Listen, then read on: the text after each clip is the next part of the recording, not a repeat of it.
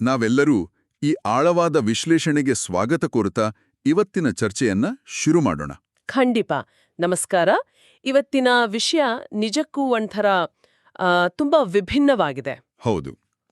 ಇಂದಿನ ನಮ್ಮ ಮೂಲ ವಸ್ತು the triumph of faith amidst the world's tribulations, ಅಂದ್ರೆ ಪ್ರಪಂಚದ ಸಂಕಷ್ಟಗಳ ನಡುವೆ ನಂಬಿಕೆಯ ವಿಜಯ ಎಂಬ ಲೇಖನದ ಆಯ್ದ ಭಾಗಗಳು.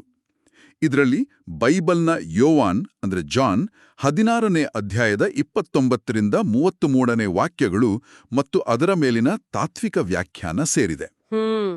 ಈ ಪಠ್ಯ ಮೇಲ್ನೋಟಕ್ಕೆ ಒಂದು ನಿರ್ದಿಷ್ಟ ಧರ್ಮದ ಚೌಕಟ್ಟಿನಲ್ಲಿ ಕಂಡ್ರೂ ಇದರ ಒಳಗಿರೋ ವಿಷಯ ಯೂನಿವರ್ಸಲ್. ಕರೆಕ್ಟ್.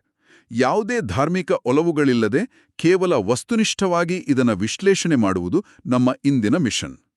ಮನುಷ್ಯನ ನಂಬಿಕೆ ಮತ್ತು ನಿಷ್ಠೆಗಳು ಅನುಕೂಲಕರವಾದ ವಾತಾವರಣದಲ್ಲಿ ಹೇಗಿರುತ್ತವೆ ಮತ್ತು ಕಷ್ಟಕಾಲದಲ್ಲಿ ಹೇಗೆ ಪರೀಕ್ಷೆಗೊಳಗಾಗ್ತವೆ ಅನ್ನೋದರ ಹಿಂದಿನ ಮನೋವಿಜ್ಞಾನವನ್ನು ನಾವು ಅರ್ಥ ಮಾಡ್ಕೊಳ್ಬೇಕಿದೆ. ನಿಜ. ಇದು ಮನುಷ್ಯನ ಮನೋವಿಜ್ಞಾನ, ಗುಂಪಿನ ವರ್ತನೆ ಮತ್ತು ಕಷ್ಟಕಾಲದಲ್ಲಿ ನಮ್ಮ ನಿಷ್ಠೆ ಹೇಗೆ ಟೆಸ್ಟ್ ಆಗುತ್ತೆ ಅನ್ನೋದ್ರ ಬಗ್ಗೆ ಅದ್ಭುತವಾದ ಒಳನೋಟಗಳನ್ನ ಕೊಡುತ್ತೆ. ಸರಿ, ಇದನ್ನ ಬಿಡಿಸಿ ನೋಡೋಣ. ನಾವೆಲ್ಲರೂ ಒಂದು ದೃಶ್ಯವನ್ನ ಒಮ್ಮೆ ಊಹಿಸ್ಕೊಳ್ಳೋಣ. ಒಂದು ದೊಡ್ಡ ಸ್ಟೇಡಿಯಂ ಪೂರ್ತಿ ತುಂಬಿದೆ. ಪಂದ್ಯ ನಡೀತಾ ಇದೆ ಮತ್ತು ನಾವು ಬೆಂಬಲಿಸ್ತಾ ಇರೋ ಟೀಮ್ ಭರ್ಜರಿಯಾಗಿ ಗೆಲ್ಲುವ ಹಾದಿಯಲ್ಲಿದೆ ಅಂತ ಅಂದ್ಕೊಳ್ಳೋಣ. ಆ ಕ್ಷಣದಲ್ಲಿ ಸ್ಟೇಡಿಯಂನಲ್ಲಿರೋ ವಾತಾವರಣ ಹೇಗಿರುತ್ತೆ?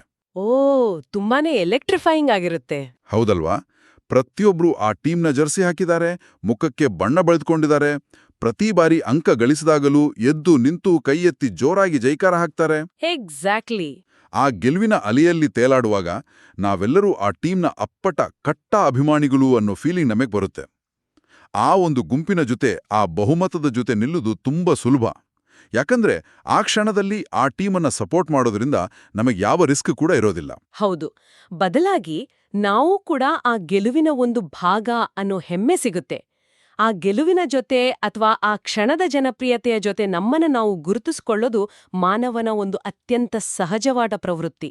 ಅಂದ್ರೆ ಸೈಕಲಾಜಿಕಲಿ ನಮಗೆ ಅಲ್ಲೊಂದು ಕಂಫರ್ಟ್ ಸಿಗುತ್ತಾ ಅಂತೀರಾ? ಖಂಡಿತ. ಮನೋವಿಜ್ಞಾನದ ಪ್ರಕಾರ ಅಲ್ಲಿ ನಮಗೊಂದು ರೀತಿಯ ಭದ್ರತೆ ಅಥವಾ ಸುರಕ್ಷಿತಾ ಭಾವನೆ ಸಿಗುತ್ತೆ. ನಾನು ಇಷ್ಟು ದೊಡ್ಡ ಗುಂಪಿನ ಜೊತೆಗಿದ್ದೇನೆ, ಹಾಗಾಗಿ ನಾನು ಸೇಫ್, ನನ್ನ ಆಯ್ಕೆ ಸರಿಯಾಗಿದೆ ಅನ್ನೋ ಒಂದು ಕಾನ್ಫಿಡೆನ್ಸ್ ಅದು. ನಮ್ಮ ಮೆದುಳು ಬಹುಮತವನ್ನೇ ಸತ್ಯ ಅಂತ ನಂಬೋಕೆ ಇಷ್ಟಪಡುತ್ತೆ. ಆದರೆ ಅದೇ ಟೀಮ್ ಕಷ್ಟದ ಪರಿಸ್ಥಿತಿಗೆ ಬಿದ್ದಾಗ ಏನಾಗುತ್ತೆ ಅಂತ ಯೋಚಿಸಿದ್ರೆ ಕಥೆನೇ ಬೇರೆ. ಸತತವಾಗಿ ಸೋಲೋಲಾರಂಭಿಸಿದಾಗ? ಹೌದು. ಸತತವಾಗಿ 5-6 ಮ್ಯಾಚ್ ಸೋತಾಗ ಆ ಸ್ಟೇಡಿಯಂ ನಿಧಾನವಾಗಿ ಖಾಲಿಯಾಗ್ತಾ ಬರುತ್ತೆ. ನಿನ್ನೆ ಜೈಕಾರ ಹಾಕಿದವರೇ ಇಂದು ಕಟುವಾಗಿ ಟೀಕೆ ಮಾಡೋಕ್ ಶುರು ಮಾಡ್ತಾರೆ. ನಿಜ. ಆಗ್ಲೇ ಅಸಲಿ ಬಣ್ಣ ಬಯಲಾಗೋದು. ಕರೆಕ್ಟ್. ಆಗ ಆ ಎಲ್ಲ ಕಷ್ಟಗಳ ನಡುವೆಯೂ, ಸತತ ಸೋಲುಗಳ ನಡುವೆಯೂ ಟೀಮನ್ನ ಬಿಟ್ಟು ಹೋಗದೆ ಉಳುಕೊಳ್ಳುವ ಆ ಬೆರಳೆಣಿಕೆಷ್ಟು ಜನ ಇರ್ತಾರಲ್ಲ, ಅವರು ಮಾತ್ರ ನಿಜವಾದ ಅಭಿಮಾನಿಗಳು ಅಂತ ನಮ್ಗೆ ಅರಿವಾಗುತ್ತೆ. ಲೇಖನದ ಆರಂಭದಲ್ಲೂ ನಾವು ಇದೇ ರೀತಿಯ ಒಂದು ಸನ್ನಿವೇಶವನ್ನು ನೋಡ್ತೀವಿ. ಹೌದು. ಯೇಸುವಿನ ಶಿಷ್ಯರ ಆ ಮಾತುಗಳನ್ನ ಇಲ್ಲಿ ನಾವು ನೆನಪಿಸ್ಕೊಳ್ಬೋದು.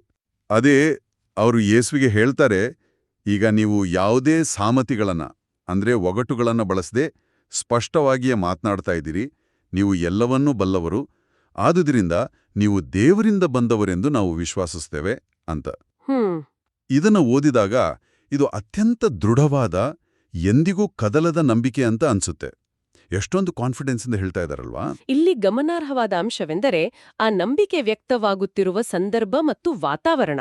ಲೇಖನ ಇದನ್ನ ಬಹಳ ಸೂಕ್ಷ್ಮವಾಗಿ ವಿಶ್ಲೇಷಣೆ ಮಾಡುತ್ತೆ. ಆ ಸಂದರ್ಭ ಹೇಗಿತ್ತು ಅಂತ ಸ್ವಲ್ಪ ವಿವರಿಸ್ತೀರಾ? ನೋಡಿ, ಆ ನಿರ್ದಿಷ್ಟ ಸಮಯದಲ್ಲಿ ಆ ಗುಂಪಿನಲ್ಲಿ ಪರಿಸ್ಥಿತಿ ಹೇಗಿತ್ತು ಅನ್ನೋದು ಮುಖ್ಯ. ಯೇಸುವಿನ ಬೋಧನೆಗಳನ್ನ ಅನೇಕರು ಕೇಳ್ತಾ ಇದ್ರು. ಸಮಾಜದಲ್ಲಿ ಅವರ ಬಗ್ಗೆ ಒಂದು ಪಾಸಿಟಿವ್ ವಾತಾವರಣ ಇತ್ತು. ಅಂದ್ರೆ ಒಂದು ತರಹದ ಫಾಲೋಯಿಂಗ್ ಕ್ರಿಯೇಟ್ ಆಗಿತ್ತು. ಹೌದು.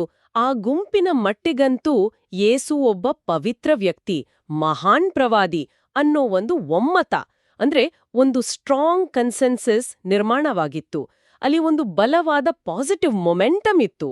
ಹಾಗಾಗಿ ಶಿಷ್ಯರು ಆ ಮಾತುಗಳನ್ನ ಹೇಳಿದಾಗ ಆ ವಾತಾವರಣ ಅವರನ್ನ ಇನ್ನಷ್ಟು ಪ್ರೋತ್ಸಾಹಿಸ್ತಾ ಇತ್ತು. ಒಂದ್ ನಿಮಿಷ. ಹಾಗಾದ್ರೆ ಆ ಶಿಷ್ಯರು ಸುಳ್ಳು ಹೇಳ್ತಾ ಇದ್ರು ಅಂತನಾ? ನನ್ಗೆ ಹಾಗನ್ನಿಸ್ತಾ ಇಲ್ಲ.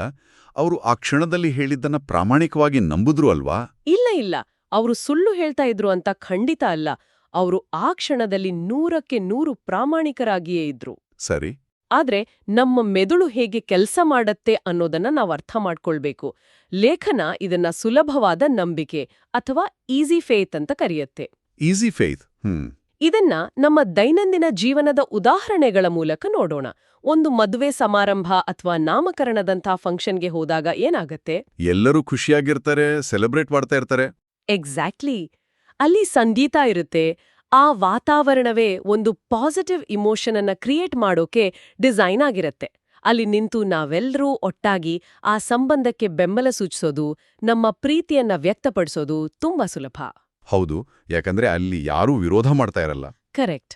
ಮೆದುಳಿಗೆ ಅಲ್ಲಿ ಡೋಪಮೈನ್ ಸಿಗುತ್ತೆ. ಗುಂಪಿನ ಎನರ್ಜಿಯನ್ನ ನಮ್ಮದೇ ಸ್ವಂತ ಕನ್ವಿಕ್ಷನ್ ಅಂತ ನಮ್ಮ ಮೆದುಳು ಕನ್ಫ್ಯೂಸ್ ಮಾಡ್ಕೊಡುತ್ತೆ. ಓ, ಇದು ನಿಜಕ್ಕೂ ಇಂಟ್ರೆಸ್ಟಿಂಗ್. ಅಂದ್ರೆ ನಮಗೆ ಅರಿವಿಲ್ಲದೆಯೇ ನಾವು ಆ ಎಕೋ ಚೇಂಬರ್ನ ಪ್ರಭಾವಕ್ಕೆ ಒಳಗಾಗಿರ್ತೀವಿ. ಖಂಡಿತ. ಒಂದು ನಿರ್ದಿಷ್ಟ ಸಿದ್ಧಾಂತಕ್ಕೆ, ನಾಯಕನಿಗೆ ಅಥವಾ ವಿಚಾರಧಾರೆಗೆ ಸಮಾಜದಲ್ಲಿ ಭಾರೀ ಬೆಂಬಲ ಸಿಗ್ತಾ ಇರುವಾಗ ನಾವು ಕೂಡ ಅದರ ಭಾಗವಾಗಲು ಇಷ್ಟಪಡ್ತೀವಿ. ಆದರೆ ಇಲ್ಲೇ ಒಂದು ಪ್ರಶ್ನೆ ಉಟ್ಕೊಳ್ಳುತ್ತೆ. ಏನೆಂದು? ನಾವು ಈ ರೀತಿ ಒಳ್ಳೆಯ ವಾತಾವರಣದಲ್ಲಿ ವ್ಯಕ್ತಪಡಿಸುವ ನಂಬಿಕೆ, ಆ ಭಾರೀ ಉತ್ಸಾಹ ನಿಜವಾದ್ದಾ? ಅಥವಾ ಬಹುಮತದ ಜೊತೆ ನಿಲ್ಲೋಡು ಯಾವಾಗ್ಲೂ ಸುಲಭ ಮತ್ತು ಸೇಫ್ ಅನ್ನೋ ಕಾರಣಕ್ಕೆ ನಾವು ಕೇವಲ ಆ ಟ್ರೆಂಡ್ ಅನ್ನ ಫಾಲೋ ಮಾಡ್ತಾ ಇದ್ದೀವಾ? ಇದು ತುಂಬಾ ಆಳವಾದ ಪ್ರಶ್ನೆ. ನಾವು ನಂಬಿದ್ದೀವಿ ಅಂತ ನಮಗೆ ನಾವೇ ಭ್ರಮೆಯಲ್ಲಿದ್ದೀವಾ ಅನ್ನೋ ಡೌಟ್ ಬರುತ್ತೆ. ಈ ಗುಂಪಿನ ಸಹಮತವು ನಿಜವಾದ ನಂಬಿಕೆಯೇ ಅಥವಾ ಕೇವಲ ಸಾಂಸ್ಕೃತಿಕ ಪ್ರಭಾವವೇ? ಅದ್ಭುತವಾದ ಪ್ರಶ್ನೆ. ವಾಸ್ತವದಲ್ಲಿ ಗುಂಪಿನ ಪ್ರಭಾವಕ್ಕೆ ಒಳಗಾಗಿ ನಾವು ವ್ಯಕ್ತಪಡಿಸುವ ನಿಷ್ಠೆ ಎಷ್ಟರ ಮಟ್ಟಿಗೆ ಆಳವಾಗಿದೆ ಅಂತ ಪರೀಕ್ಷೆ ಮಾಡೋದು ಆ ವಾತಾವರಣದಲ್ಲಿ ಅಸಾಧ್ಯ. ಯಾಕಂದ್ರೆ ಅಲ್ಲಿ ಯಾವ ಟೆಸ್ಟ್ ಕೂಡ ನಡೀತಾ ಇಲ್ಲ. ಹೌದು. ಆ ನಂಬಿಕೆಗೆ ನಾವು ಯಾವುದೇ ಬೆಲೆ ತೆರಬೇಕಾಗಿರಲ್ಲ. ಎಲ್ರೂ ಹೌದು ಅಂದಾಗ ನಾವು ಹೌದು ಅಂದ್ರೆ ಯಾರು ತಾನೇ ಪ್ರಶ್ನೆ ಮಾಡ್ತಾರೆ? ಯಾರು ಮಾಡಲ್ಲ. ಆದರೆ ಮೂಲ ಪಠ್ಯದಲ್ಲಿ ಯೇಸುವಿನ ಪ್ರತಿಕ್ರಿಯೆ ಈ ಇಡೀ ಭ್ರಮೆಯನ್ನು ಒಂದೇ ಏಟಿಗೆ ಒಡೆದುಹಾಕುತ್ತೆ. ಹೌದು, ಶಿಷ್ಯರು ಅಷ್ಟು ಭಾವುಕರಾಗಿ ನಾವು ನಂಬುತ್ತೇವೆ ಅಂತ ಹೇಳಿದಾಗ ಯೇಸು ಅವರನ್ನ ಹೊಗಳೋದಿಲ್ಲ. ಇಲ್ಲ, ವೆರಿ ಗುಡ್ ಅಂತ ಹೇಳೋದಿಲ್ಲ. ಬದಲಾಗಿ ಅವರು ಒಂದು ಕಠಿಣ ವಾಸ್ತವವನ್ನ, ಒಂದು ರಿಯಾಲಿಟಿ ಚೆಕ್ ಅನ್ನ ಮುಂದಿಡ್ತಾರೆ. ಇಲ್ಲಿ ನಿಜಕ್ಕೂ ಕುತೂಹಲಕಾರಿಯಾದ ವಿಷಯವೆಂದರೆ ಯೇಸುವಿನ ಆ ಅನಿರೀಕ್ಷಿತ ಪ್ರತಿಕ್ರಿಯೆ. ಶಿಷ್ಯರ ಉತ್ಸಾಹದ ಮಾತುಗಳಿಗೆ ಯೇಸು, ಈಗ ನೀವು ವಿಶ್ವಾಸಿಸುತ್ತೀರೋ ಅಂತ ಒಂದು ಮರುಪ್ರಶ್ನೆ ಹಾಕ್ತಾರೆ. ಮತ್ತು ತಕ್ಷಣವೇ ಮುಂದುವರೆದು, ನೀವೆಲ್ಲರೂ ನನ್ನನ್ನು ಒಬ್ಬಂಟಿಗನಾಗಿ ಬಿಟ್ಟು ನಿಮ್ಮ ಮನೆಗೆ ಚದುರಿ ಹೋಗುವ ಕಾಲವು ಬರ್ತದೆ, ಈಗಾಗಲೇ ಬಂದಿದೆ ಅಂತ ಎಚ್ಚರಿಸ್ತಾರೆ. ಅದು ಮುಂಬರುವ ಕಿರುಕುಳ, ಬಂಧನ ಮತ್ತು ಶಿಲುಬೆಗೇರಿಸುವಿಕೆಯ ಸ್ಪಷ್ಟ ಭವಿಷ್ಯವಾಣಿಯಾಗಿದೆ. ಆದರೆ ನನಗೆ ಅರ್ಥ ಆಗದೆ ಇರೋ ವಿಷಯ ಅಂದ್ರೆ, ತನಗೆ ಅಷ್ಟು ದೊಡ್ಡ ಸಪೋರ್ಟ್ ಸಿಗ್ತಾ ಇರೋ ಟೈಮ್ನಲ್ಲಿ ಲೀಡರ್ ಆದವನು ಯಾಕೆ ಆ ರೀತಿ ಹೇಳ್ತಾನೆ? ಇದು ಆ ಶಿಷ್ಯರನ್ನ ಡಿಮೋಟಿವೇಟ್ ಮಾಡ್ದ ಹಾಗಲ್ವಾ? ಮೇಲ್ನೋಟಕ್ಕೆ ಇದು ಡಿಮೋಟಿವೇಟ್ ಮಾಡ್ದ ಹಾಗೆ ಕಾಣಬಹುದು. ಆದ್ರೆ ಒಬ್ಬ ನೈಜ ನಾಯಕನ ಮನೋಭಾವ ಹೇಗಿರುತ್ತೆ ಅನ್ನೋದನ್ನ ಇದು ತೋರಿಸುತ್ತೆ. ಅಂದ್ರೆ ರಿಯಾಲಿಟಿಯನ್ನ ಮುಚ್ಚಿಡಬಾರ್ದು ಅಂತ. ಕರೆಕ್ಟ್. ಯೇಸುವಿಗೆ ತಮ್ಮ ಶಿಷ್ಯರ ನಂಬಿಕೆಯ ಆಳ ಎಷ್ಟಿದೆ ಅನ್ನೋದು ಮೊದಲೇ ತಿಳಿದಿತ್ತು. ಸಕಾರಾತ್ಮಕ ವಾತಾವರಣದಲ್ಲಿ, ಯಾವುದೇ ರಿಸ್ಕ್ ಇಲ್ಲದ ಸಮಯದಲ್ಲಿ ಅವರು ಜೊತೆಗಿದ್ದಾರೆ. ಆದ್ರೆ ಕಷ್ಟದ ಕಾಲ ಬಂದಾಗ, ಪ್ರಾಣಕ್ಕೆ ಅಪಾಯ ಎದುರಾದಾಗ, ಇಡೀ ಸಮಾಜ ಮತ್ತು ಅಧಿಕಾರಶಾಹಿ ತಿರುಗಿ ಬಿದ್ದಾಗ ಈ ಗುಂಪು ಖಂಡಿತ ಚದುರಿ ಹೋಗುತ್ತೆ ಅಂತ ಅವ್ರಿಗೆ ಗೊತ್ತಿತ್ತು. ಸ್ಪಷ್ಟವಾಗಿ ಗೊತ್ತಿತ್ತು. ಭ್ರಮೆಯ ತಳಹದಿಯ ಮೇಲೆ ನಿಂತಿರುವ ನಂಬಿಕೆಗಿಂತ ಕಠಿಣ ವಾಸ್ತವದ ಅರಿವು ಮುಖ್ಯ ಅಂತ ಅವರು ಭಾವಿಸ್ತಾರೆ. ಇದನ್ನ ನಾವು ಕಾರ್ಪೊರೇಟ್ ಪ್ರಪಂಚಕ್ಕೋ ಅಥವಾ ರಾಜಕೀಯಕ್ಕೋ ಹೋಲ್ಸಿದ್ರೆ, ಒಬ್ಬ ಬುದ್ಧಿವಂತ ನಾಯಕ ತನ್ನ ಸುತ್ತಲಿರುವ ಹೊಗಳು ಭಟರ ಅಂದ್ರೆ ಕೇವಲ ತಲೆ ಅಲ್ಲಾಡಿಸುವ ಯಸ್ಮೆನ್ಗಳ ಅಸಲಿ ಬಣ್ಣವನ್ನ ಮೊದಲೇ ಅರಿದುಕೊಂಡಿರುವಂತೆ ಇದು. ಹೌದು, ಅಧಿಕಾರ, ಹಣ ಅಥವಾ ಜನಪ್ರಿಯತೆ ಇರೋವರೆಗೂ ಮಾತ್ರ ಈ ಗುಂಪು ಜೊತೆಯಲ್ಲಿರುತ್ತೆ ಅನ್ನೋ ಕ್ಲಾರಿಟಿ. ಆದ್ರೆ ಆ ವಾಕ್ಯ ಅಲ್ಲಿಗೆ ನಿಲ್ಲೋದಿಲ್ಲ ಅಲ್ವಾ? ನೀವೆಲ್ಲರೂ ನನ್ನನ್ನು ಒಬ್ಬಂಟಿಗನಾಗಿ ಬಿಟ್ಟು ಹೋಗ್ತೀರಾ ಅಂತ ಹೇಳಿದ ತಕ್ಷಣ ಯೇಸು ಮತ್ತೊಂದು ಅದ್ಭುತವಾದ ಮಾತು ಹೇಳ್ತಾರೆ. ಆದ್ರೆ ಪಿತನು ನನ್ನೊಡನೆ ಇರುವುದರಿಂದ ನಾನು ಒಬ್ಬಂಟಿ ಅಲ್ಲ. ಈ ವಾಕ್ಯದ ಡೆಪ್ತ್ ನನಗೆ ತುಂಬಾನೇ ಇಷ್ಟ ಆಯಿತು. ಎಲ್ಲರೂ ಬಿಟ್ಟು ಹೋದ್ರೂ ನಾನು ಒಬ್ಬಂಟಿ ಅಲ್ಲ ಅನ್ನೋ ಆ ವಿಶ್ವಾಸ ಇದೆಯಲ್ಲ, ಅದು ಗ್ರೇಟ್. ಹೌದು, ಆ ವಾಕ್ಯ ಮನುಷ್ಯನ ಆಂತರಿಕ ಶಕ್ತಿಯ ಪರಮಾವಧಿಯನ್ನ ತೋರಿಸುತ್ತೆ. ಆಂತರಿಕ ಶಕ್ತಿ, ಹೌದು. ಹೊರಗಿನ ನಕಲಿ ಬೆಂಬಲ ಕಳೆದು ಹೋದಾಗ, ಗುಂಪು ನಮ್ಮನ್ನು ಒಂಟಿ ಮಾಡಿದಾಗ ಒಬ್ಬ ವ್ಯಕ್ತಿ ಹೇಗೆ ಸ್ಥಿರವಾಗಿರಬಲ್ಲ ಅನ್ನೋದಕ್ಕೆ ಇದೊಂದು ಪರ್ಫೆಕ್ಟ್ ಉದಾಹರಣೆ. ಅಂದರೆ ನಮ್ಮ ವ್ಯಾಲಿಡೇಷನ್ ಹೊರಗಡೆಯಿಂದ ಬರಬಾರ್ದು. ಖಂಡಿತ. ನಾನು ಒಬ್ಬಂಟಿಗನಲ್ಲ ಅನ್ನೋ ಮಾತು ಆಂತರಿಕ ಶಾಂತಿಯ ಮೂಲ. ಯಾವಾಗ ನಮ್ಮ ನಂಬಿಕೆ ಹೊರಗಿನವರ ಚಪ್ಪಾಳೆಯ ಮೇಲೆ ಡಿಪೆಂಡ್ ಆಗಿರಲ್ವೋ, ಆಗ ಜಗತ್ತೇ ವಿರೋಧಿಸಿದ್ರೂ ನಮ್ಗೆ ಒಂಟಿತನ ಕಾಡೋದಿಲ್ಲ. ನಿಜ. ಈ ಲೇಖನವು ಈ ಐತಿಹಾಸಿಕ ಸಂದರ್ಭವನ್ನು ಬಳಸಿ ಕೇವಲ ಹಳೆ ಕಥೆಯನ್ನಷ್ಟೇ ಹೇಳೋದಿಲ್ಲ, ಬದಲಾಗಿ ಇಂದಿನ ಕಾಲದ ಓದುಗರಿಗೆ ಕೆಲವು ನೇರವಾದ ಮತ್ತು ಕಠಿಣವಾದ ಪ್ರಶ್ನೆಗಳನ್ನ ಕೇಳುತ್ತೆ. ಆ ಮೂಲಕ ಈ ಇಡೀ ಚರ್ಚೆಯನ್ನ ಒಂದು ವೈಯಕ್ತಿಕ ಪರೀಕ್ಷೆಯ ಕಡೆಗೆ ಕೊಂಡೊಯ್ಯುತ್ತೆ. ಆ ಪ್ರಶ್ನೆಗಳು ನಿಜಕ್ಕೂ ನಮ್ಮನ್ನ ಬೆಚ್ಚಿಬೀಳಿಸುತ್ತವೆ. ಹೌದು. ಲೇಖನ ಕೇಳುತ್ತೆ, ನಮ್ಮ ನಂಬಿಕೆಗಳು ಅಪಹಾಸ್ಯಕ್ಕೊಳಗಾದಾಗ, ಅದು ಸಮಾಜದಲ್ಲಿ ಜನಪ್ರಿಯವಲ್ಲದಿದ್ದಾಗ, ಅಥವಾ ನಾವು ನಂಬಿರುವ ಮೌಲ್ಯಗಳಿಗಾಗಿ ಸಾಂಸ್ಕೃತಿಕ ಒತ್ತಡಗಳನ್ನ ಎದುರಿಸಬೇಕಾದಾಗ ನಮ್ಮ ನಿಲುವು ಏನಾಗಿರುತ್ತೆ ಅಂತ. ಎಲ್ಲವನ್ನೂ ತ್ಯಜಿಸಿ ಕಷ್ಟದ ಹಾದಿಯಲ್ಲಿ ನಡೆಯಲು ಸಾಧ್ಯವೇ ಅಂತಲೂ ಕೇಳುತ್ತೆ. ಇಲ್ಲಿ ನಾನು ಸ್ವಲ್ಪ ಪುಷ್ ಬ್ಯಾಕ್ ಮಾಡ್ತೀನಿ. ಈ ಸಾಂಸ್ಕೃತಿಕ ಒತ್ತಡ ಅಥವಾ ಕಲ್ಚರಲ್ ಪ್ರೆಷರ್ ಅಂತ ಹೇಳ್ತೀವಲ್ಲ, ಅದು ಪ್ರಾಕ್ಟಿಕಲ್ ಆಗಿ ರಿಯಲ್ ಲೈಫ್ನಲ್ಲಿ ಹೇಗಿರುತ್ತೆ? ಮನುಷ್ಯನ ಬೇಸಿಕ್ ಇನ್ಸ್ಟಿಂಕ್ಟ್ ಸರ್ವೈವಲ್ ಅಲ್ವಾ? ಸಮಾಜದ ಜೊತೆ ಹೊಂದಿಕೊಂಡು ಹೋದ್ರೆ ಪ್ರಾಬ್ಲಮ್ ಇರಲ್ಲ. ಹಾಗಿದ್ದಾಗ ಬೇಕಂತಲೇ ಯಾಕೆ ವಿರೋಧ ಕಟ್ಕೊಳ್ಬೇಕು ಅಂತ ಕೆಲವರು ಕೇಳ್ಬೋದು. ಇದನ್ನು ನಾವು ವಿಶಾಲ ದೃಷ್ಟಿಕೋನದಿಂದ ನೋಡಿದ್ರೆ ಅದರ ಹಿಂದಿನ ಲಾಜಿಕ್ ಅರ್ಥ ಆಗುತ್ತೆ. ಸಾಂಸ್ಕೃತಿಕ ಒತ್ತಡ ಅಂದ್ರೆ ಕೇವಲ ಯಾರೋ ಬಂದು ನಮ್ಮನ್ನ ಹೊಡೆಯೋದಲ್ಲ, ಅದು ಬಹಳ ಸೂಕ್ಷ್ಮವಾಗಿರುತ್ತೆ. ಅಂದ್ರೆ ಸೈಕಾಲಜಿಕಲ್ ಪ್ರೆಷರ್ ತರಹ. ಹೌದು. ಉದಾಹರಣೆಗೆ, ಆಫೀಸ್ನಲ್ಲಿ ಎಲ್ಲರೂ ಸೇರಿ ಒಬ್ಬ ಅಮಾಯಕನನ್ನ ಟಾರ್ಗೆಟ್ ಮಾಡ್ತಾ ಇದ್ದಾರೆ ಅಂತ ಇಟ್ಕೊಳ್ಳಿ. ನಿಮಗೆ ಅದು ತಪ್ಪು ಅಂತ ಗೊತ್ತಿದೆ. ಓಕೆ. ಆದ್ರೆ ನೀವು ಅವನ ಪರವಾಗಿ ನಿಂತ್ರೆ ನಿಮ್ಮನ್ನೂ ಆ ಗ್ರೂಪ್ನಿಂದ ಹೊರಗೆ ಹಾಕ್ತಾರೆ, ನಿಮ್ಮ ಪ್ರಮೋಷನ್ ನಿಲ್ಬೋದು, ಲಂಚ್ ಟೈಮ್ನಲ್ಲಿ ನೀವು ಒಬ್ಬಂಟಿಯಾಗಿ ಕೂರ್ಬೇಕಾಗ್ಬೋದು. ಅದೇ ಸಾಂಸ್ಕೃತಿಕ ಒತ್ತಡ. ವಾವ್, ಇದು ರಿಯಲ್ ಲೈಫ್ಗೆ ತುಂಬಾ ಹತ್ರವಾದ ಉದಾಹರಣೆ. ಸರ್ವೈವಲ್ಗೋಸ್ಕರ ಸುಮ್ಮನೆದ್ಬಿಡೋದು ಸುಲಭ. ಆದ್ರೆ ಲೇಖನದ ಮುಖ್ಯವಾದವೇ ಇದು. ನಮಗೆದುರಾಗುವ ಇಂಥ ಕಷ್ಟದ ಸಮಯಗಳೇ ನಮ್ಮ ನಿಜವಾದ ಮೌಲ್ಯಗಳನ್ನ ಪ್ರದರ್ಶಿಸಲು ಸಿಗೋ ಅವಕಾಶಗಳು. ಅಂದ್ರೆ ನಮ್ಮ ಬದ್ಧತೆಯನ್ನ, ನಮ್ಮ ರಿಸಾಲ್ವ್ ಅನ್ನ ಗಟ್ಟಿಗೊಳಿಸಲು ಸಿಗುವ ಏಕೈಕ ಅವಕಾಶಗಳು. ಎಕ್ಸಾಕ್ಟ್ಲಿ. ಅನುಕೂಲಕರ ವಾತಾವರಣದಲ್ಲಿ ಯಾರು ಬೇಕಾದ್ರೂ ಆದರ್ಶಗಳ ಭಾಷಣ ಮಾಡಬಹುದು. ಆದ್ರೆ ಸಮಾಜ ವಿರೋಧಿಸಿದಾಗ, ನಿಮ್ಮ ನಂಬಿಕೆಗಳಿಗಾಗಿ ನೀವು ಬೆಲೆ ತೆರಬೇಕಾದಾಗ ತೆಗೆದುಕೊಳ್ಳುವ ನಿಲುವು ಮಾತ್ರ ನಿಮ್ಮ ನೈಜ ವ್ಯಕ್ತಿತ್ವವನ್ನ ನಿರ್ಧರಿಸುತ್ತೆ. ಹೊಂದಿಕೊಂಡು ಹೋದ್ರೆ ಬದುಕಬಹುದು, ಆದ್ರೆ ನಮ್ಮ ಅಸ್ತಿತ್ವದ ಮೂಲಭೂತ ಐಡೆಂಟಿಟಿ ಸತ್ತೋಗುತ್ತೆ. ಹೌದು. That makes sense. ಅಂದ್ರೆ ಕಷ್ಟಗಳು ಬರದೇ ಹೋದ್ರೆ ನಾವ್ ಯಾರು ಅಂತ ನಮ್ಗೆ ಗೊತ್ತಾಗೋದಿಲ್ಲ ಅಂತಾಯ್ತು. ಲೇಖನದಲ್ಲಿ ಉಲ್ಲೇಖಿಸಲಾಗಿರುವ ಮತ್ತೊಂದು ಪ್ರಬಲವಾದ ವಾಕ್ಯ ಇದೆ: ಲೋಕದಲ್ಲಿ ನಿಮ್ಗೆ ಕಷ್ಟ ಸಂಕಟಗಳು ತಪ್ಪಿದ್ದಲ್ಲ, ಆದ್ರೆ ಧೈರ್ಯವಾಗಿರಿ, ನಾನು ಲೋಕವನ್ನ ಜಯಿಸಿದ್ದೇನೆ ಅಂತ. ನಾವೇನಾದ್ರೂ ಒಂದು ಮೌಲ್ಯವನ್ನು ನಂಬಿದ್ದೀವಿ ಅಂದ್ರೆ ಅದಕ್ಕಾಣಿ ಕಷ್ಟಗಳನ್ನ ಅನುಭವಿಸುವುದು ಗ್ಯಾರಂಟಿ. ಇಲ್ಲಿ ಕಷ್ಟಗಳಿಂದ ತಪ್ಪಿಸಿಕೊಳ್ಳುವ ಅಥವಾ ಎಸ್ಕೇಪ್ ಆಗುವ ಯಾವುದೇ ಸುಳ್ಳು ಭರವಸೆಯನ್ನ ನೀಡಲಾಗಿಲ್ಲ.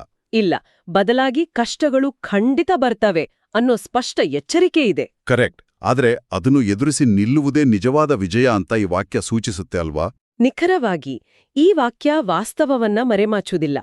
ಪ್ರಪಂಚದಲ್ಲಿ ಸಂಕಟಗಳು ಅನಿವಾರ್ಯ ಅನ್ನೋದನ್ನ ಅದು ಒಪ್ಕೊಳ್ಳುತ್ತೆ. ನಾವು ಸಾಮಾನ್ಯವಾಗಿ ವಿಜಯ ಅಂದ್ರೆ ಕಷ್ಟಗಳೇ ಇಲ್ಲದ ಒಂದು ಸ್ಮೂತ್ ಆದ ಜೀವನ ನಡೆಸುವುದು ಅಂತ ಅಂದ್ಕೊಂಡಿರ್ತೀವಿ. ಹೌದು. ಆದ್ರೆ ಈ ಪಠ್ಯದ ಪ್ರಕಾರ ವಿಜಯ ಅಂದ್ರೆ ಅದಲ್ಲ. ವಿಜಯವೆಂದರೆ ಆ ಕಷ್ಟಗಳ ನಡುವೆಯೂ ಅಪಹಾಸ್ಯಗಳ ನಡುವೆಯೂ ನಮ್ಮ ನಂಬಿಕೆ ಮತ್ತು ಮೌಲ್ಯಗಳನ್ನ ಕಳೆದುಕೊಳ್ಳದೆ ಅಚಲವಾಗಿ ಉಳಿಯೋದು. ಅಚಲವಾಗಿ ಉಳಿಯೋದು.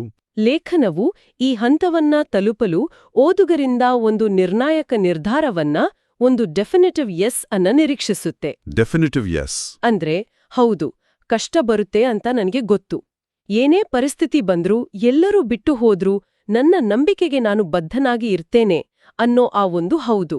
ಆದರೆ ಪ್ರಾಕ್ಟಿಕಲ್ ಆಗಿ ಯೋಚನೆ ಮಾಡಿದ್ರೆ ಆ ಹೌದು ಅನ್ನೋ ನಿರ್ಧಾರವನ್ನ ತೆಗೆದುಕೊಳ್ಳಕ್ಕೆ ಮನುಷ್ಯನಿಗೆ ಎಷ್ಟೋ ಮಾನಸಿಕ ಸ್ಥೈರ್ಯ ಬೇಕಾಗ್ಬೋದು.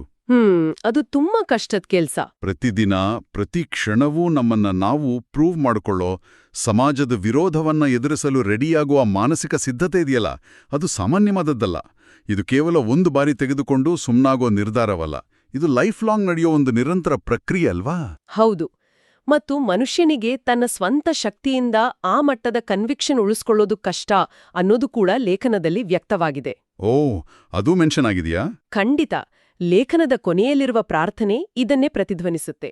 ನನ್ನ ನಂಬಿಕೆಯನ್ನು ಬಲಪಡಿಸು, ಯಾವಾಗಲೂ ಆ ಹೌದು ಎಂಬ ನಿರ್ಧಾರದಲ್ಲಿ ಜೀವಿಸಲು ಸಹಾಯ ಮಾಡು ಅಂತ. ಅಂದ್ರೆ ನಮಗೆ ನಮ್ಮದೇ ಲಿಮಿಟೇಷನ್ಸ್ ಇವೆ ಅಂತ ಒಪ್ಕೊಳ್ಳೋದು. ಹೌದು, ಮನುಷ್ಯ ಸಹಜವಾಗಿ ದುರ್ಬಲ, ಅವನು ಈಸಿಯಾಗಿ ಗುಂಪಿನ ಪ್ರಭಾವಕ್ಕೆ ಒಳಗಾಗುವವನು, ಕಷ್ಟಗಳಿಗೆ ಹೆದರಿ ಸೇಫ್ ಆದ ಜಾಗ ಹುಡುಕುವವನು ಅನ್ನೋ ಅರಿವು ಈ ಪಥ್ಯದಲ್ಲಿದೆ. ಆ ಸಹಜವಾದ ದುರ್ಬಲತೆಯನ್ನ ಮೀರಿ ನಿಲ್ಲಲು ನಮ್ಗೊಂದು ಪ್ರಬಲವಾದ ಆಂತರಿಕ ಶಕ್ತಿಯ ಅಗತ್ಯವಿದೆ. ಕರೆಕ್ಟ್. ಆರಂಭದಲ್ಲಿ ನಾವು ಮಾತನಾಡಿದ ಗುಂಪಿನ ಸಹಮತದಿಂದ ಅಂದ್ರೆ ಜನ ಕನ್ಸೆನ್ಸಸ್ನಿಂದ ವ್ಯಕ್ತಪಡಿಸುವ ಸುಲಭದ ನಂಬಿಕೆಗೂ ಒಬ್ಬಂಟಿಯಾಗಿದ್ದಾಗ ವೈಯಕ್ತಿಕ ಕನ್ವಿಕ್ಷನ್ನಿಂದ ಹುಟ್ಟುವ ಆಳವಾದ ನಂಬಿಕೆಗೂ ಇರುವ ಅಜಗಜಾಂತರ ವ್ಯತ್ಯಾಸವನ್ನ ನಾವಿಲ್ಲಿ ಬಹಳ ಸ್ಪಷ್ಟವಾಗಿ ಕಾಣಬಹುದು. ಅಬ್ಸಲ್ಯೂಟ್ಲಿ. ಜನಪ್ರಿಯತೆಯ ಅಲೆಯಲ್ಲಿ ಎಲ್ಲರ ಜೊತೆ ಸೇರಿ ತೇಲುವುದು ಸುಲಭ. ಆದ್ರೆ ವಿರೋಧದ ಬಿರುಗಾಳಿ ಬೀಸಿದಾಗ ಯಾರೂ ಜೊತೆಗಿಲ್ಲದಿದ್ರೂ ಬೇರೂರಿ ನಿಲ್ಲುವುದೇ ನಿಜವಾದ ಸವಾಲು.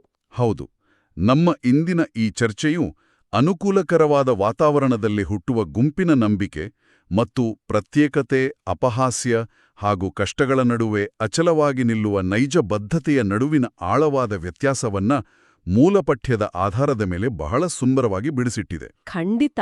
ಮತ್ತು ಆ ಸವಾಲನ್ನ ಎದುರಿಸಿದಾಗ ಮಾತ್ರ ಒಬ್ಬ ಮನುಷ್ಯನ ನಿಜವಾದ ಸಾಮರ್ಥ್ಯ ಏನು, ಆತನ ನಂಬಿಕೆಯ ಆಳ ಎಷ್ಟು ಅನ್ನೋದು ಈ ಜಗತ್ತಿಗೆ ಮತ್ತು ಅದಕ್ಕಿಂತ ಹೆಚ್ಚಾಗಿ ಆತನಿಗೆ ಸ್ವತಃ ಪರಿಚಯವಾಗುತ್ತೆ.